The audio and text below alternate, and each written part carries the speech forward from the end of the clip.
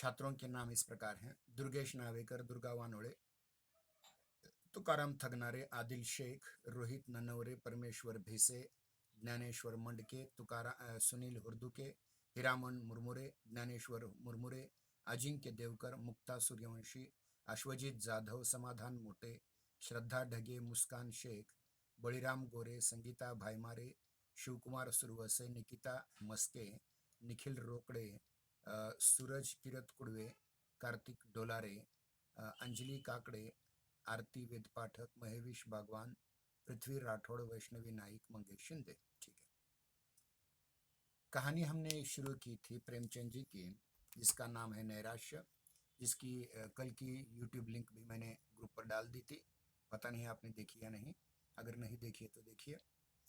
हम पहले दो परिच्छेद इस कहानी के हो चुके थे, तीसरे परिच्छेद पर भी हम आरंभ करेंगे थोड़ा सा पीछे जा करके। 3-4 महीने बाद निरुपमा अपने घर आई। घमंडीलाल उसे विदा कराने गए थे। सरहज ने महात्मा जी का रंग और भी चोखा कर दिया। बोली, ऐसी तो किसी को नहीं देखा कि इन महात्मा जी के वरदान दिया हो और वो पूरा न हो गया हो। हाँ, जिसका भाग्य ही फूट जाए उसे कोई क्या कर सकता है। थोड़ा सा इंट्रोडक्शन फिर करूंगा कि निरुपमा नाम की एक स्त्री है, उसके पति का नाम पंडित घमंडीलाल त्रिपाठी है। उच्च शिक्षित परिवार के हैं। 70-80 साल पहले की कहानी है। प्रेमचंद जी ने इस कहानी में लड़कियों का जन्म, यानी अब बाद में वो भ्रूण हत्या में रूपांतरित हुआ है, लड़कियों का जन्म होने पर किस प्रकार से घर वाले नाखुश होते हैं और अंत क्या हो जाता है, इस प्रकार से एक कहानी लिखी थी। अब इसमें देखिए, होता यूं है कि निरुपमा को लगातार 3 लड़कियां पैदा होती हैं। चौथी बार पति उसको ताने देने लगता है, घर वाले ताने देने लगते हैं, तो वह अपनी भाभी से बात कर लेती है और भाभी उसे अपने पास बुलाने का प्रयास करती है, बुलाती है और ये कहती है कि एक महात्मा है, सिद्ध महात्मा है, जो लड़के देने में समर्थ हैं। हालांकि ये केवल अफवाह होती है और बाद में उसे भेजा जाता है। घमंडीलाल प्रत्यक्ष तो वरदान और आशीर्वाद की उपेक्षा ही करते रहे। इन बातों पर विश्वास करना आजकल संकोचजनक मालूम होता है कि किसी महात्मा के आशीर्वाद से लड़की की जगह लड़का हो जाए, ये उपेक्षाजनक लगता था। पर उनके दिल पर असर जरूर हुआ। निरुपमा की खातरदारियां होनी शुरू हो गई। जब वह गर्भवती हुई तो सबके दिल में नई नई आशाएं हिलोरे लेने लगी। सास जो उठते गाली और बैठते व्यंग्य की बातें करती थी, अब उसे पान की तरह फेरती। बेटी, तुम रहने दो, मैं ही रसोई बना लूंगी, तुम्हारा सिर दुखने लगेगा। कभी निरुपमा कलसे का पानी या कोई चारपाई उठाने दौड़ लगती तो सास दौड़ती हुई कहती, बहू रहने दो, मैं आती हूँ, तुम कोई भारी चीज मत उठाया करो। लड़कियों की बात और होती है, उन पर किसी बात का असर नहीं होता। लड़के तो गर्भ में ही मान करने लग जाते हैं। मान का अर्थ होता है रूठना। हाँ, मेरी माँ को पेट में होते ही मेरी माँ को त्रास दिया आपने, ये कह करके वो रूठ जाएगा, ऐसा यहाँ सास कह रही है। अब निरुपमा के लिए दूध का उठौना किया गया, जिससे बालक पुष्ट और गोरा हो। घमंडीलाल वस्त्राभूषणों पर उतारू हो गए। हर महीने एक न एक नई चीज लाते। निरुपमा का जीवन इतना सुखमय कभी न था, क्योंकि उन्हें आशा थी कि चौथी बार लड़की की जगह लड़का होगा और उसके लिए ये सब कुछ चल रहा था। उस समय भी नहीं जब निरुपमा नवेली वधू थी। महीने गुजरने लगे। निरुपमा को अनुभूत लक्षणों से विदित होने लगा कि यह कन्या ही है, पर वह इस भेद को गुप्त रखती थी, गुप्त रखना चाहती थी, क्योंकि थोड़ा बहुत सुख मिल रहा है वो भी नहीं मिलेगा अगर लड़की होने वाली पता चली तो। सोचती, सावन की धूप है, इसका क्या भरोसा, जितनी चीज धूप में सुखानी हो सुखा लो, फिर तो घटा छाएगी ही। बात बात पर बिगड़ती, मान करती। कभी वह इतनी मानशिला न थी, बात बात पर रूठ रही थी। पर घर में कोई च्यों तक न करता कि कहीं बहू का दिल न दुखे, नहीं तो बालक को कष्ट होगा। कभी कभी निरुपमा केवल घर वालों को जलाने के लिए अनुष्ठान करती, कुछ ऐसा काम करती कि घर वाले जलें, मतलब उसका द्वेष करने लगे। उसे उन्हें जलाने में भी मजा आता था। वो सोचती, तुम स्वार्थियों को जितना जलाऊं उतना ही अच्छा। तुम मेरा इसलिए आदर करते हो कि मैं जब बच्चा जनूंगी तो तुम्हारे कुल का नाम चलाएगा। मैं कुछ नहीं हूँ, बालक ही सब कुछ है। मेरा अपना कोई महत्व नहीं, जो कुछ है वह बालक के नाते ही है। ये मेरे पति हैं। पहले इन्हें मुझसे कितना प्रेम था, तब यह सब वह बालक के नाते। अब वह संसार लोलुप हो गए। पहले तो वैराग्यवान हो चुके थे लड़कियां पैदा होने पर, लेकिन अब संसार लोलुप हो गए। हुए थे अब तक, न पहले नहीं हुए थे इतने संसार लोलुप, अब हुए। अब इनका प्रेम केवल स्वार्थ का स्वांग है। स्वांग मतलब ढोंग। हाँ? मैं भी पशु हूँ जिसे दूध के लिए चारा पानी दिया जाता है। खैर यही सही। इस वक्त तो तुम मेरे काबू में आए हो। जितने गहने बनवा सकते हैं बनवा लूंगी। हाँ? इन्हें तो छीन नहीं लोगे। इस तरह 10 महीने पूरे हो गए। निरुपमा की दोनों ननदें ससुराल से बुला ली गई। बच्चे के लिए पहले से ही सोने के गहने बनवा दिए गए थे। दूध के लिए सुंदर गाय मोल ली गई थी। मोल मतलब मूल्य दे करके, मतलब खरीद कर ली गई थी गाय। घमंडीलाल उसे हवा खिलाने को एक छोटा सा से उसकी सेज गाड़ी भी लाए थे। एक छोटी सी गाड़ी भी बच्चे के लिए लाए थे। जिस दिन निरुपमा को प्रसव वेदना होने लगी, द्वार पर पंडित जी मुहूर्त देखने के लिए बुलाए गए। एक मीर शिकार बंदूक छोड़ने को बुलाया गया। गाय गायने मतलब गायिकाएं मंगल गान के लिए बटोर ली गई। घर से तिल तिल पर खबर मंगवाई जाती थी कि क्या हुआ क्या नहीं। लेडी डॉक्टर भी बुलवाई गई। बाजे वाले हुक्म का इंतजार में बैठे थे। पामर भी अपनी सारंगी लिए जच्चा मान करे नंदलाल सो की तान सुनाने के लिए तैयार बैठा था। सारी तैयारियां, सारी आशाएं, सारा उत्साह, सारा समारोह एक ही शब्द प्रावलंबित था, बेटा। लेकिन जो जो देर होती जा रही थी, लोगों में उत्सुकता भी बढ़ती जा रही थी। घमंडीलाल अपने मनोभावों को छिपाने के लिए एक समाचार पत्र देख रहे थे, मानो उन्हें लड़का या लड़की दोनों बराबर हैं। मगर उनके बूढ़े पिताजी इतने सावधान न थे। उनकी बाछें खिल जाती थी। हंस हंस कर सबसे बात कर रहे थे और पैसों की एक थैली बार बार उछाल रहे थे। थैली में पैसे डाल दिए, रुपए, नाणे, और उससे उछाल रहे थे।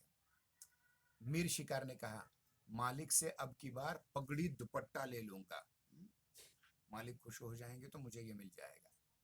मीर शिकार जो गोली मारने वाला था, मतलब बच्चा जैसे पैदा हो जाएगा वो बंदूक चलाए बंदूक की फायर करेगा और लोगों को पता चल जाएगा कि घमंडीलाल के घर में बेटा पैदा हुआ है।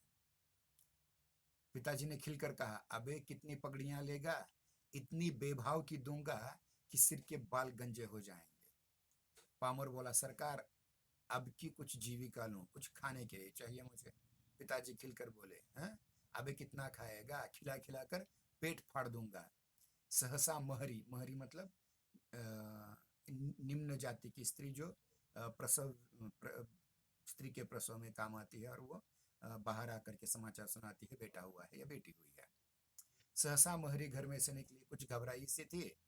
वह अभी कुछ बोलने ही न पाई थी कि मीर शिकार ने बंदूक फायर कर दिया, मतलब बेटा हो गया मान करके उसने फायर कर दिया।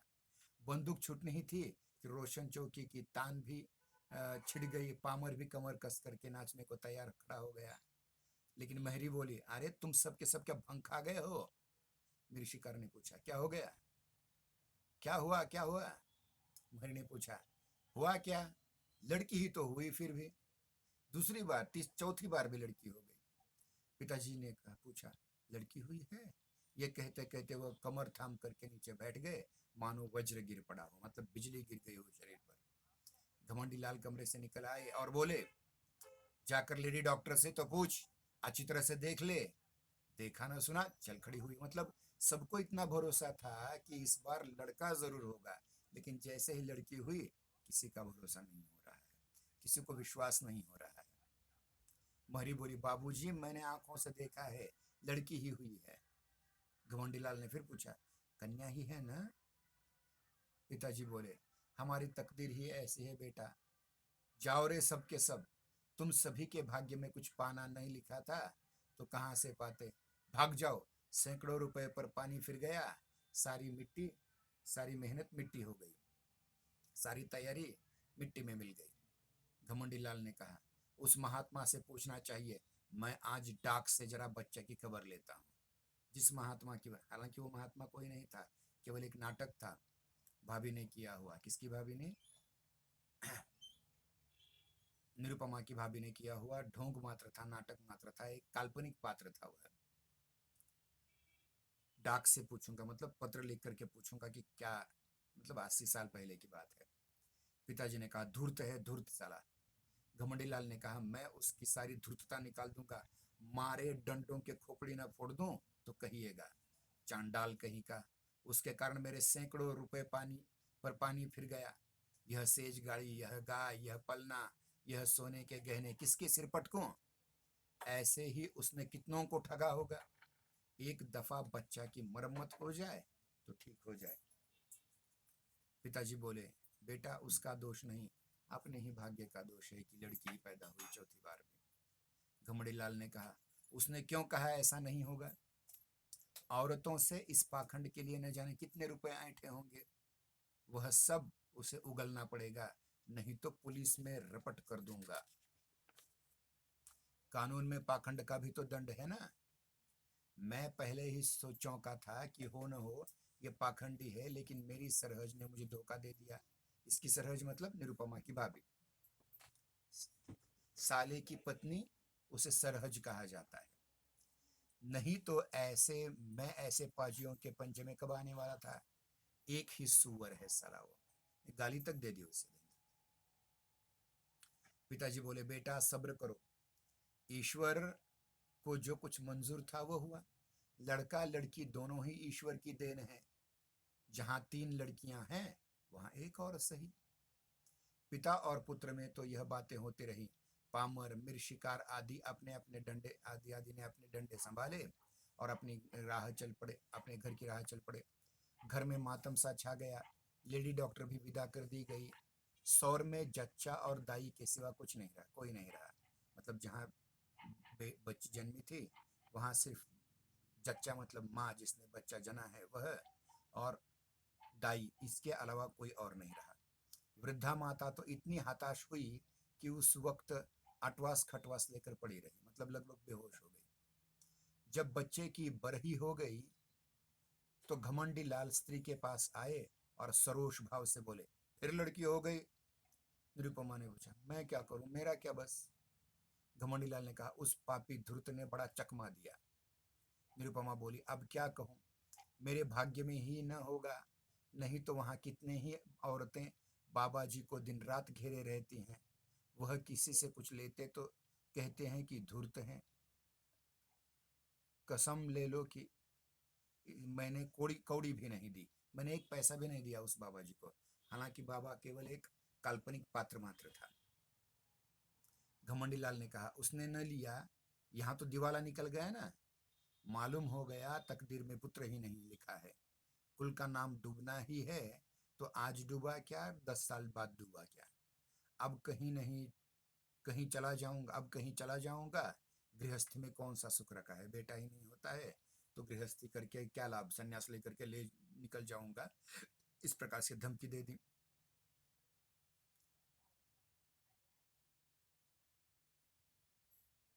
Sir hello. हाँ। सर आपकी आवाज नहीं आ रही है बराबर। बिल्कुल नहीं आ रही क्या? ठीक है, अब आ रही है। हाँ मैं। हाँ ठीक है, ठीक है, आ रहे हैं ना अभी? ठीक है। निरुपमा ने कहा अब क्या कहूँ, मेरे भाग्य में न होगा, नहीं तो वहां कितनी ही औरतें हैं। आ रही है सर। हाँ बाबा जी क्लियर नहीं को। आ रही है अभी भी। चली गई सर। अब आ रही है? नहीं आ रही है सर उतनी। अटक अटक के आ रही है। 1 मिनट।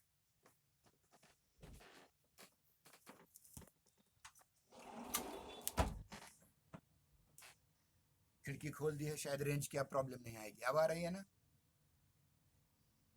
हाँ आदिल अब आ रही है आवाज? हाँ आ रही है सर। ठीक है।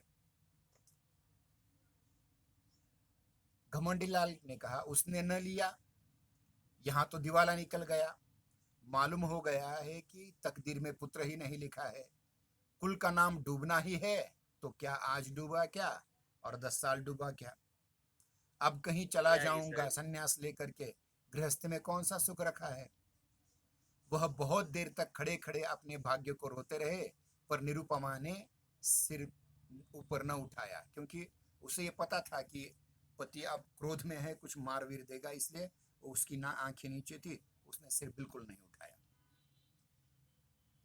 निरुपमा के सिर फिर वही विपत्तियां पड़ी, फिर वही ताने, फिर वही अपमान, वही अनादर, वही छिछालेदार। किसी को चिंता न रहती कि खाती पीती है भी या नहीं, अच्छी है या बीमार, दुखी है या सुखी। घमंडीलाल यद्यपि कहीं नहीं गए, मतलब बार बार जो मैं संन्यास लेकर चला जाता हूँ, इसके धमकी देने वाला नहीं गया, वहीं रहा। पर निरुपमा को यह धमकी प्रायः नित्य ही मिलती रही।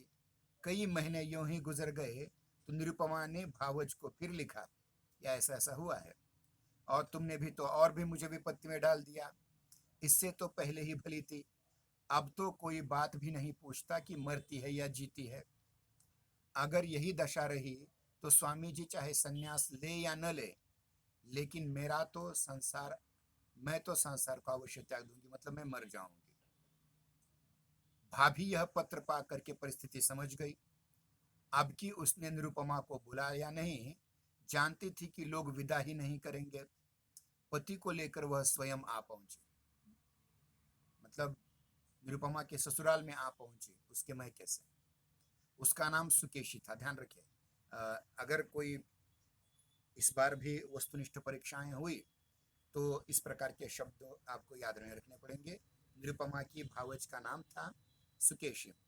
वह बड़ी मिलनसार, चतुर, विनोदशील स्त्री थी। आते ही उसने निरुपमा की गोद में कन्या को देखा और बोली, अरे यह क्या? सास ने कहा, भाग्य है और क्या। सुकेशी कही, भाग्य कैसा? इसने महात्मा जी की बातें भुला दी होंगी। ऐसा तो नहीं हो सकता कि वह मुख से जो कुछ कह दे वह न हो। क्यों जी, तुमने मंगल का व्रत रखा था ना, मंगलवार का? हाँ?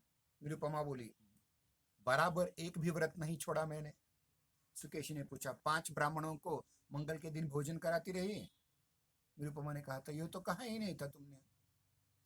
सुकेशी ने कहा, तुम्हारा सिर मुझे खूब याद है। मेरे सामने उन्होंने बहुत जोर देकर कहा था, उस महात्मा ने, तुमने सोचा होगा ब्राह्मणों को भोजन कराने से क्या होता है। यह न सम यह न समझा था।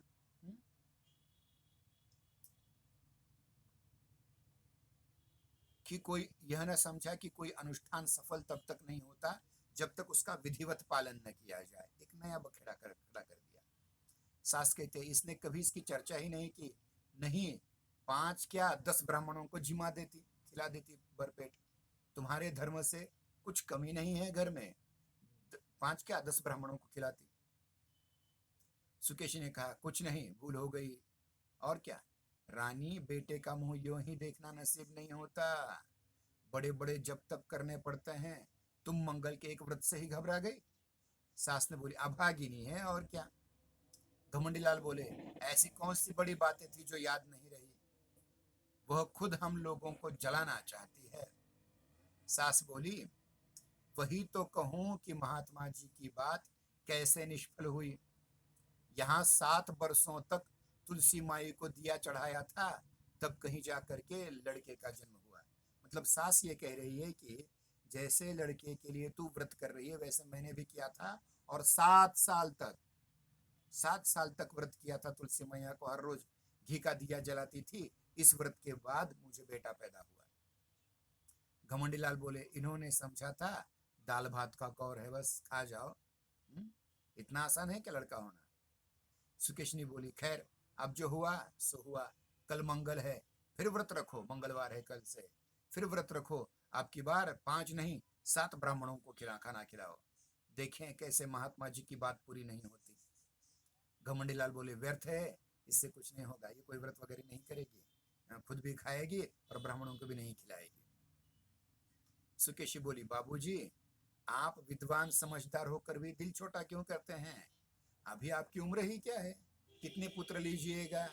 नाकों में दम हो जाएगा, इतने बेटे हो जाएंगे, 1 2 3 4 जितने चाहिए ले लो लड़के। सास बोली, बेटी, दूध पूत से कभी किसी का मन भरा है? अब ये 80 साल 90 साल पहले की बात है। देखिए आज बहुत परिवर्तन हो चुका है। आज ये नहीं माना जाता कि लड़की पैदा होने में माँ का दोष है। अब वो पिता का दोष है, ये सिद्ध भी हो चुका है XY क्रोमोसोम की थ्योरी से।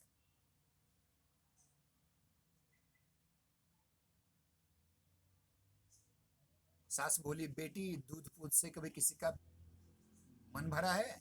सुकेशी बोली, ईश्वर ने चाहा तो आप लोगों का मन भी भर जाएगा, मेरा तो मन भर गया। घमंडी लाल बोले, सुनती हो महारानी, अब की कोई गोलमाल न करना, गोलमाल मत करना, अपनी भाभी से सब ब्यौरा अच्छी तरह से पूछ लेना, लिखवा लेना। सुकेशनी बोली, आप निश्चिंत रहे, मैं याद करा दूंगी, क्या भोजन करना होगा, कैसे रहना होगा, कैसे स्नान करना होगा, यह सब लिखा दूंगी। और अम्मा जी, आज से 18 मास बाद आपसे कोई भारी इनाम ले लूंगी, मतलब लड़का हो जाएगा 18 महीने के बाद, तो अच्छा सा इनाम भी आपसे ले लूंगी, बख्शिश भी ले लूंगी। सुकेशनी एक सप्ताह यहाँ रही और निरुपमा को खूब सीखा पढ़ा करके चली गई। यहाँ तीसरा परिच्छेद खत्म हो जाता है। अब केवल 2 परिच्छेद हो रह गए हैं, उर्वरित 8 मिनट में ये पूरे हो जाएंगे। चौथा परिच्छेद, निरुपमा का इकबाल फिर चमका। घमंडी लाल अब की इतने आश्वासित हुए कि भविष्य ने भूत को भुला दिया, भूतकाल भुला दिया। निरुपमा फिर चांदी से रानी हुई, बांदी से रानी हुई, बांदी मतलब दासी, दासी से रानी हो गई। सास फिर उसे पान की भांति फिरने लगी। यहाँ कुछ प्रिंटिंग मिस्टेक हुए हैं, पान की भांति, यहाँ पानी की भांति हो चुका है। लोग उसका मुंह जोहने लगे, दिन गुजरने लगे। निरुपमा कभी कहती, अम्मा जी, आज मैंने स्वप्न देखा कि एक वृद्धा स्त्री ने आकर मुझे पुकारा और एक नारियल देकर बोली, यह तुम्हारे दिए जाती हूँ, ये नारियल तुम्हें दिए जाती हूँ। कभी कहती, अम्मा जी, अब की न जाने मेरे दिल में बड़ी बड़ी उमंगें पैदा हो रही हैं, जी चाहता है कि खूब गाना सुनो, नदी में खूब स्नान करूं, हरदम नशा सा छाया रहता है। सास सुन करके मुस्कुराती कहती, बहू, ये तो बड़े शुभ लक्षण हैं, लड़का मान कर रहा है, मांगे कर रहा है। निरुपमा चुपके चुपके माजुन मांग कर खाती और असल नेत्रों से ताकती हुई घमंडलाल से पूछती, क्या मेरी आंखें लाल हुई हैं? घमंडलाल खुश होकर कहते, मालूम होता है नशा चढ़ा हुआ है, यह शुभ लक्षण है। निरुपमा की सुगंधों से कभी इतना प्रेम नहीं था, निरुपमा को सुगंधों से इतना प्रेम न था। फूलों के गजरों पर अब वह जान दे रही थी, मतलब फूलों के गजरे भी आ रहे थे। घमंडीलाल अब नित्य सोते समय उसे महाभारत की वीर कथाएं पढ़कर सुनाते, ताकि बेटा भी वीर हो, भीम की तरह, अर्जुन की तरह, कर्ण की तरह। कभी गुरु गोविंद सिंह की कीर्ति का वर्णन करते। गुरु गोविंद सिंह जी जो सिखों के दशमेश गुरु थे, जिन्होंने किस प्रकार से औरंगजेब के साथ लड़ाई की, किस प्रकार से फर्रुखसियर के साथ लड़ाई की, उसका वर्णन करते। अभिमन्यु की कथा से निरुपमा को बड़ा प्रेम था, क्योंकि अभिमन्यु जब पेट में था तब उससे श्री कृष्ण ने एक व्यूह, चक्रव्यूह की कथा सुनाई थी। वो कहानी आपको पता होगी। पिता अपने आने वाले पुत्र को वीर संस्कारों से परिपूरित कर देना चाहता था। एक दिन निरुपमा ने पति से कहा, नाम क्या रखोगे? घमंडीलाल ने कहा, वो तो तुमने खूब सोचा, यह तो तुमने खूब सोचा, मुझे तो इसका ध्यान ही नहीं रहता। ऐसा नाम होना चाहिए जिसके शौर्य और तेज टपके। सोचो कोई नाम। दोनों प्राणी नामों की व्याख्या करने लगे, ये नाम रखेंगे। जोरावर लाल से लेकर के हरिश्चंद्र तक अनेक नामों का उच्चारण हो गया कि बेटे का ये नाम रखना है। सभी नाम गिनाए गए, पर उस असामान्य बालक के लिए कोई नाम नहीं मिला। अंत में पति ने कहा, नाम क्या रहेगा? तेग बहादुर। तेग बहादुर मतलब तलवार का तेज जिसमें है। गुरु गोविंद सिंह जी के पिताजी का नाम रखा। निरुपमा, बस बस बस, यही नाम मुझे पसंद है। घमंडीलाल ने कहा, नाम तो बढ़िया है, तेग बहादुर की कीर्ति भी सुन चुकी हो। नाम का आदमी पर बड़ा असर होता है, इसलिए नाम की बात होनी चाहिए। देखिए, शेक्सपियर ने कहा था नाम में क्या रखा है, लेकिन यहाँ तो नाम में सब कुछ है। निरुपमा बोली, नाम ही तो सब कुछ है। दमड़ी, छकौड़ी, गुरहु, कतावारू, जिसके नाम देखें, ऐसे छोटे छोटे नाम नहीं रखने चाहिए। यथा नाम तथा गुण ही पाया।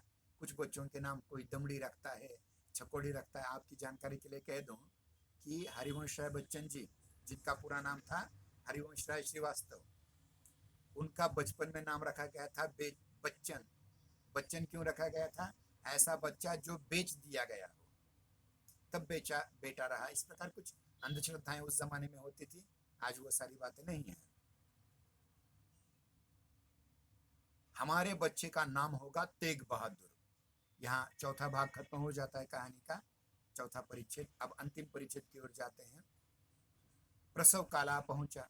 निरुपमा को मालूम था कि इस बार भी कन्या ही होने वाली है, क्योंकि उसे उसी प्रकार के लक्षण उसके थे। लेकिन बाहर मंगलाचरण का पूरा सामान था। किसी को लेश मात्र भी संदेह नहीं था कि लड़का नहीं होगा, लड़का जरूर होगा। नाच गाने का प्रबंध भी किया गया था। एक शामियाना खड़ा कर दिया गया, उसमें मित्रगण उसमें बैठे खुशी गप्पियां कर रहे थे। हलवाई कड़ाह से पूरियां और मिठाइयां निकाल रहा था। कई बोरे अनाज के रखे हुए थे कि शुभ समाचार पाते ही भिक्षुकों में अनाज बांट दिया जाए। एक क्षण का भी विलंब न हो, इसलिए बोरों के मुंह भी खोल के रखे थे। बोरे मतलब मराठी में जिसे पोता कहते हैं। लेकिन निरुपमा का दिल प्रतिक्षण बैठा जा रहा था। अब क्या होगा? 3 साल की तरह किसी तरह कौशल से कट गए और मजे में कट गए, लेकिन अब विपत्ति सिर पर मंडरा रही थी। हाय, कितनी परवशता है! निरपराध होते हुए भी यह दंड। अगर भगवान की इच्छा है कि मेरे गर्भ से कोई पुत्र जन्म ही न ले, तो मेरा क्या दोष है? लेकिन कौन सुनता है? मैं ही अभागिनी हूं, मैं ही त्याज्य हूं, मैं ही कलमुही हूं, इसलिए न कि परवश हूं। क्या होगा? अभी एक क्षण में यह सारा आनंदोत्सव शोक में डूब जाएगा। मुझ पर बौछारें पड़ने लगेंगी, भीतर से बाहर तक मुझी को कोसेंगे। सास ससुर का भय नहीं, लेकिन स्वामी मतलब पति शायद फिर मेरा मुंह न देखे, शायद निराश होकर के घर बार त्याग दे, संन्यास ले जाएं। चारों तरफ अमंगल ही अमंगल है। मैं अपने घर की, अपनी संतान की दुर्दशा देखने के लिए जीवित ही क्यों हूं? कौशल तो बहुत हो चुका, अब तक बहुत हुआ, नाटक बहुत हुआ, हाँ, कुशलता बहुत हो चुकी, अब तो कोई आशा नहीं। मेरे दिल में कैसे कैसे अरमान थे। अपनी प्यारी बच्चियों का लालन पालन करती, उन्हें ब्याहती, उनके बच्चों को देख करके सुखी होती, पर आह, अब यह अरमान खाक में मिलते जा रहे हैं। भगवान, तुम ही मेरे इसके पिता हो, तुम ही इसके रक्षक हो। अब तो मैं जाती हूँ। लेडी डॉक्टर ने कहा, वेल, फिर लड़की हुई है। पांचवी भी लड़की हो गई। भीतर बाहर कोहराम सा मच गया। पिट्टस पड़ गई। घमंडी लाल ने कहा, जहन्नुम में जाए ऐसी जिंदगी, मौत भी नहीं आ जाती। पिता भी बोले, अभागिनी है, वज्र अभागिनी, कठोर अभागिनी है। भिक्षुकों ने कहा, रो अपनी तकदीर पर, हम कोई दूसरा द्वार ढूंढते हैं, खोजते हैं। उनसे क्या? अभी यह शोकोद्गार शांत ही नहीं हो पाया था कि लेडी डॉक्टर ने कहा, माँ का हाल अच्छा नहीं है, अब वह बच नहीं सकती, उसका दिल बंद हो चुका है, हार्ट अटैक आ चुका है, क्योंकि वो सहन नहीं कर पाई और यहीं माता का निधन भी हो जाता है। और इस प्रकार से यहाँ कहानी खत्म हो जाती है। इतना नैराश्य उसने भोगा था कि वो जीवित ही नहीं बचे। कल फिर से उपस्थित हो जाएंगे अगली कहानी को लेकर के, पुरस्कार नाम की, जयशंकर प्रसाद जी की। तब तक के लिए जय हिंदी, जय नागरी। इस वीडियो लिंक को बाद में भी देख लीजिएगा अगर कोई प्रॉब्लम आ गई हो आज की तासिका में तो। धन्यवाद।